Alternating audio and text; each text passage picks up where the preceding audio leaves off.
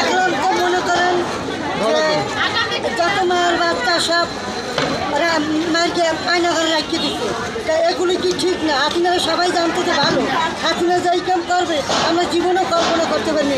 আজকে দেখতে আমাকে বিশ্বাস লাগলো আর কি, যেটা বাংলাদেশি না নাই ভালো।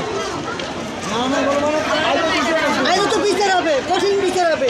অনেক মায়ের সন্তান তো সবই তো যাচ্ছে,